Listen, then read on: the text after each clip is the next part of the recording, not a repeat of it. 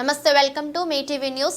మెదక్, కరీంనగర్, నిజామాబాద్, ఆదిలాబాద్ ఉమ్మడి జిల్లాల పట్టభద్రుల ఎమ్మెల్సీ అభ్యర్థిగా రాబోయే ఎన్నికల్లో పోటీ చేయనున్నట్లు ట్రస్మా రాష్ట్ర కోశాధికారి జగదేవ్పూర్ మాస్టర్ మైండ్ పాఠశాల కరెస్పాండెంట్ రాఘవేందర్ రెడ్డి పేర్కొన్నారు.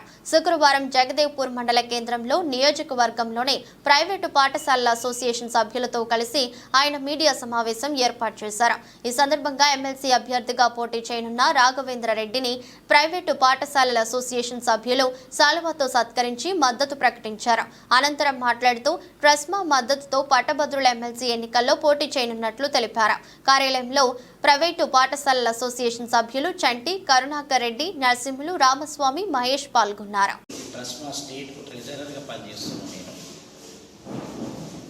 ఇది కాకుండా నేను ప్యాక్స్ చైర్మన్గా, డీసీసీబీ డైరెక్టర్గా పనిచేస్తున్నాను.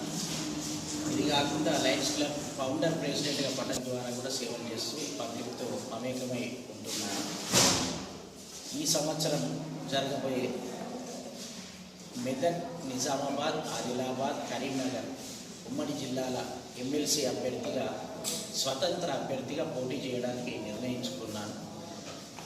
ఇంతకుముందు కూడా ట్రస్మా స్టేట్ వర్కింగ్ ప్రెసిడెంట్గా కానీ, ట్రెజరర్గా కానీ నేను జగదేవ్పూర్ మండలం నుంచే, సిద్దిపేట జిల్లా నుంచే ప్రాతినిధ్యం వహిస్తున్నాను. కాబట్టి నాకు సెంటిమెంటల్లీ ఇక్కడి నుంచి మొదలుపెట్టిన కార్యక్రమం ఏదైనా విజయవంతమవుతుందనే ఉద్దేశంతో ఈ ఎమ్మెల్సీ అభ్యర్థిగా కూడా ఇక్కడి నుంచే మొదలుపెట్టాలనే ఉద్దేశంతో ఈరోజు ఇక్కడనే ఫస్ట్ టైం ప్రకటిస్తున్నాను. ఇక్కడి నుంచే నేను ఈరోజు నుంచే ఈ కార్యక్రమానికి ఎమ్మెల్సీ అభ్యర్థిగా ఉంటున్నాను అనే విషయం ప్రజలకు తెలియజేయడానికి జగదేవ్పూర్ మండలాన్ని మాస్టర్ మైండ్ స్కూల్ ఎంచుకోవడం జరిగింది.